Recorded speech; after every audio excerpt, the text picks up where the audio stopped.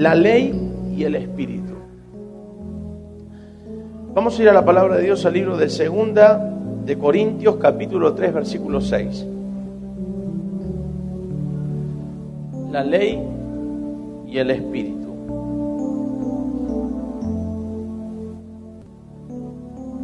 Si lo tiene, dígame un amén. 2 de Corintios, capítulo 3, versículo 6. Dice así la palabra del Señor: en el cual asimismo nos hizo ministros competentes de un nuevo pacto, no de la letra, sino del espíritu. Porque la letra mata y el espíritu, ¿qué dice? Vivifica. Padre, gracias por tu palabra, por la autoridad que tú me has dado. Me vuelvo contra toda obra del diablo, contra todo espíritu de oscuridad. Lo atamos, lo amarramos, lo sujetamos y lo echamos fuera en el nombre poderoso de Jesús. Te ruego, Señor, que cada vida aquí presente sea tocada por tu poder. Que cada uno de mis hermanos, Señor, a través de tu palabra puedan entender una faceta, Dios, de la Escritura maravillosa para nuestra vida, para nuestras familias. Señor, bendigo cada corazón, bendigo cada vida. Bendigo, Señor, a tus hijos y a tus hijas aquí presentes. Y que esta palabra, Señor, traiga frutos dignos de arrepentimiento. Frutos, Señor, que te alaben. Frutos que te glorifiquen, Padre, en el nombre poderoso de Jesús. Amén y amén. La ley y el espíritu. ¿Sabe que la Biblia, la palabra de Dios, la ley nos deja explícito qué debemos hacer y qué no debemos hacer? En las tablas de la ley, Dios nos pone 10 mandamientos, ¿no? Y esos mandamientos que Dios nos pone son la ley de Dios. Cuando hablamos de la ley de Dios, hablamos de la palabra del Señor, y hay muchas personas que cuando hablan de la palabra de Dios, hablan como la ley de Dios. Y no está mal. En realidad, la palabra de Dios es la que nos marca qué debemos hacer, qué es lo que Dios le agrada, qué es lo que Dios desea para nuestra vida. Acuérdese de todo lo que les estoy diciendo, porque mañana van a escuchar partes de lo que estoy diciendo, pero solamente porque usted va a estar relacionado a la ley de Dios. Y en realidad, hermanos, cuando hablamos de la ley de Dios, Dios siempre que nos pone leyes son para protegernos. Fíjense que, por ejemplo, tenemos leyes humanas, ¿no? Y aún podemos hablar de las leyes de tránsito. Y hay prohibiciones dentro de las leyes de tránsito. ¿Qué es lo que uno puede hacer o qué es lo que uno no puede hacer? Por ejemplo, hay países donde usted va y apoya su pie en la calle y los autos automáticamente frenan porque hay un peatón que puso el pie en la calle, ¿no? Entonces, automáticamente frenan. ¿Por qué? Porque si no, la ley lo sanciona. Por ejemplo, hay países donde usted tiene la señalización del stop y usted tiene que parar y contar hasta 3. 1, 2, 3. Y después arranca, por más que no haya nadie. Son leyes. El semáforo, por ejemplo, ¿no? Le pone la luz roja y ¿qué le dice a usted? Alto, no puede pasar, peligro. La luz amarilla, ¿qué es? Precaución, está para arrancar. Y la verde, dele nomás. Pero a veces nosotros vemos las luces rojas y las pasamos, los stops los pasamos, pasa un peatón. Yo digo, si esa gente viene acá y baja el pie pensando que van a frenar, acá lo pasan por arriba y después ponen marcha atrás y lo vuelven a pasar otra vez y después ponen marcha adelante y lo vuelven a pasar. La gente como que no cumple las leyes. Ahora en la Biblia, la palabra de Dios, el Señor nos enseña que Él puso leyes para resguardar a su pueblo, para proteger a su pueblo, para que haya justicia. En la aplicación de la ley debe haber justicia. Y los preceptos mosaicos, cuando estamos hablando de las tablas de la ley, de lo que recibió Moisés, esos preceptos mosaicos demandaban una vida perfecta en la persona. Así que si una persona no vivía de manera perfecta, si una vida dejaba mucho que desear, lo que se hacía muchas veces era apedrearlo. ¿Por qué se apedreaba a una mujer prostituta cuando se la encontraba en el lecho? Porque la ley mosaica decía que había que apedrearla. Entonces, si la encontraban, la mataban a piedrazos y eran libres de culpa y cargo, porque la ley decía que debían matarla. ¿Qué pasaba, por ejemplo, cuando una persona, queridos hermanos, veía a su mujer que, por ejemplo, lo había engañado? Le podía dar carta de divorcio por la dureza de vuestros corazones. Dice Moisés, se les dio carta de divorcio, pero al principio no era así. Si el hombre tenía celos, por ejemplo, de su esposa, la llevaba al sacerdote. El sacerdote hacía un menjunje con cenizas, se la daba a tomar a la mujer, y si la mujer estaba en pecado, se le inflaba el vientre como un sapo y reventaba. Y si no, quedaba libre de culpa y cargo. Leyes. Cuando alguien hacía algo incorrecto contra su prójimo, iban al sacerdote y el sacerdote juzgaba conforme la ley para quién debía ser. ¿Cómo era Dios entonces? Dios es un Dios que quiere que cumplamos las leyes. Pero la ley no está puesta para hacernos la vida imposible, está para hacernos la vida mejor. Pero pastor, no estamos bajo la ley, es cierto. No hay justo ni aun uno, porque si la Biblia dice que los preceptos mosaicos debían entonces ser perfecta una persona para adquirir esas cosas, la Biblia también dice que no hay justo ni aun uno. Así que las personas pecaban y quedaban fuera de la ley.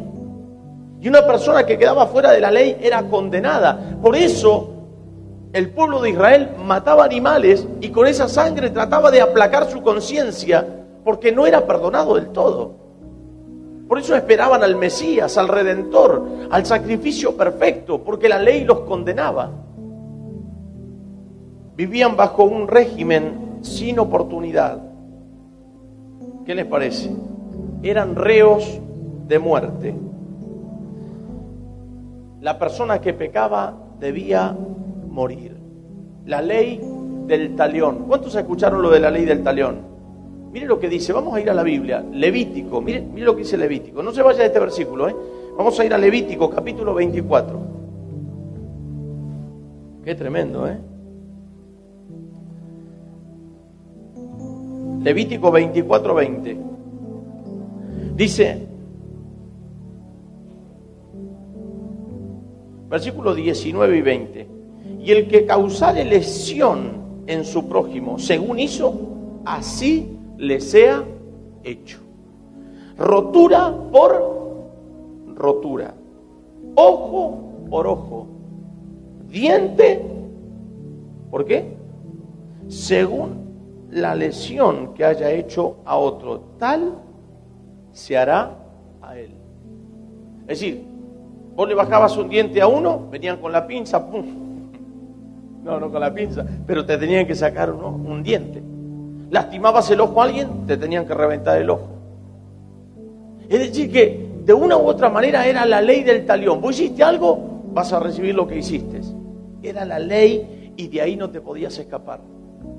Así que los hombres comenzaron a sentirse frustrados, porque la ley no les daba oportunidad de arrepentimiento. ¿Qué es la gracia y el Espíritu? La gracia es el regalo inmerecido de Dios. Es la misericordia presente de Dios sobre la humanidad. La misericordia de Dios. ¿Cuántos de nosotros hemos hecho cosas terribles antes de conocer al Señor? Levánteme la mano. Ante la ley de Dios, ¿usted cree que qué merecíamos? Muerte. La Biblia dice, la paga del pecado, está hablando de la ley, la paga del pecado es muerte. Mas la dádiva de Dios, la gracia de Dios en Cristo es vida eterna. Es decir que por medio de Jesús yo tengo vida eterna, aun cuando soy pecador. La mujer prostituta, mire, usted encuentra esa situación, la mujer prostituta a punto de ser apedreada, ¿por qué? ¿Por qué? Por la ley de Moisés. Y Jesús escribiendo en tierra. ¿Qué estaría escribiendo Jesús? Pero les dice, el que esté libre de pecado, tire la primera piedra. Y el poder del Espíritu les trajo convicción de pecado, porque estaban delante de la misericordia de Dios, estaban delante de Jesús. La ley los avalaba para apedrearla y matarla. Pero la misericordia de Dios, le dice el Señor: mujer, ¿dónde están los que te querían apedrear? Los que procuraban matarte, ¿dónde están? No están, Señor. Jesús, ¿qué le dice? Vete y no peques más. Miren la misericordia de Dios, el regalo inmerecido de Dios. Por medio de la gracia, recibimos la gracia por medio de ¿qué? Por la muerte de un inocente y la resurrección de Cristo entre los muertos. Por eso tenemos la gracia de Dios. Por eso podemos acceder al regalo inmerecido de Dios por medio de la muerte y la resurrección. Por el Espíritu tenemos acceso a la misericordia del Señor. Dígame un amén. Por esto se llama la ley. Y yo escuché este pasaje muchas veces y lo escuché por muchos años en boca de personas que no entienden la palabra. Y présteme atención porque a usted le va a sonar conocido lo que yo voy a decir. La letra mata, dice la Biblia. El espíritu vivifica. Tened cuidado con el estudio bíblico, porque mata eso. ¿Cuántos escucharon alguna vez eso? Si estudias mucho la Biblia te va a matar. A ver, levánteme la mano. Mentira. Es un error de palabra, de concepto, de doctrina. Porque ¿cómo que la letra mata? Si por la letra yo soy vida. Por la letra yo tengo acceso a la vida. Por la letra, por la palabra. Si la misma palabra de Dios, por la palabra se hizo el mundo. Las cosas que hoy se ven, se hicieron de las que no se veían. Por la palabra Jesús le dio vida a Lázaro y lo resucitó de entre los muertos. Por la palabra. Pero ¿por qué dice la Biblia la letra mata y el espíritu vivifica? Porque ¿qué era lo que mataba? La ley. Porque no había gracia en ese tiempo. Entonces la ley, si estás bajo la ley, estabas muerto. Porque no podías acceder a la gracia, porque no estaba todavía entonces el sacrificio perfecto. La ley es la que te mata, es la que te muestra y te dice que eres pecador, que eres una persona que has fallado a la ley. Y es la que te dice que estás mal y que tienes que pagar. Por eso dice más la letra mata, más el espíritu vivifica. Entonces muchos tomaron ese concepto diciendo: no hay que estudiar la Biblia, no hay que aprender la palabra, porque te va a matar la palabra. Entonces vos tenés que ser un hombre espiritual. Y tenemos una iglesia llena de espíritu y sin conocimiento. Y la Biblia dice que por falta de conocimiento el pueblo se perdió. Entonces hay muchas personas que ya no mandan a sus obreros a estudiar. Hay muchas personas que ya ni siquiera hacen cursos dentro de la Biblia. No hacen escuelas de líderes. No se ocupan en la palabra, no leen la palabra porque tienen un mal concepto. Entonces viene un testigo de Jehová, viene un mormón y te da vuelta como una media. ¿Por qué? Porque ellos toda la semana están leyendo y aún ni siquiera la Biblia, sin el Espíritu de Dios. ¿Qué pasó? Es que el pueblo se ligó demasiado al Espíritu. Y yo soy un hombre que me gusta orar por el bautismo del Espíritu Santo, creo en los dones del Espíritu, me gusta estar en el Espíritu, pero no podemos dejar de lado la palabra. ¿Se anima a levantar su mano y decir: yo amo la palabra de Dios? Yo amo la palabra de Dios. Entonces, un mal concepto. Amo tu palabra, Señor, pero digo que tu palabra me mata. La letra mata, la ley mata. Pero la palabra de Dios, en la misericordia de Dios, nos da oportunidad. Dígame un amén, por favor. Por la palabra Jesús sanó enfermos, ¿sí o no? ¿Sí o no? Jesús sanó enfermos por la palabra. Si te regís por la ley, estás muerto. Pero resucitó muertos por la palabra. En el antiguo pacto, la ley te mataba. Pero en el nuevo pacto, la palabra y el espíritu. Usted fíjese que la palabra siempre va ligada al espíritu y el espíritu a la palabra. Siempre. Yo he escuchado personas hablar y decir cosas que Dios nunca dijo en la Biblia. Y eso es inventar. ¿Por qué? Porque no conocen la palabra. Y en la falta del conocimiento de la palabra de Dios, Hay muchas personas que se pierden en la falta del conocimiento de la palabra de Dios. Hermanos amados, ¿qué tengo que hacer? Amar la palabra, leerla y acceder entonces a la bondad de Dios por medio de ese sacrificio maravilloso que Jesús hizo en la cruz del Calvario. El nuevo pacto me trae vida por medio del Espíritu. Cuando una persona ora, Señor, bendice en el nombre de Jesucristo, Señor, que esta persona sea sana, estoy aplicando la palabra y el Espíritu es el que opera el milagro. Cuando estoy predicando la palabra, es el Espíritu el que te compunge. Cuando un predicador está ministrando la palabra y vos sentís que Dios te está hablando, ¿quién es que te habla? Es Dios. ¿Por medio de qué? Del Espíritu. Porque el Espíritu y la palabra operan juntas. Hay personas que por ahí se confunden y piensan que no es tan importante. Es importante que leas la Biblia. Es importante que tengas conocimiento de la palabra de Dios. Dígame un amén. La palabra mata nuestras humanidades. Eso es lo que debe nuestras humanidades que están viciadas conforme a los deseos de nuestra carne. Aquellas cosas que batallan contra el alma por la palabra. Porque Dios me marca qué es lo que debo hacer, cuál es su voluntad para mi vida. Y las hago morir por medio del Espíritu. Pero la palabra me muestra y el Espíritu Santo me ayuda a mí para ser cambiado, para ser restaurado.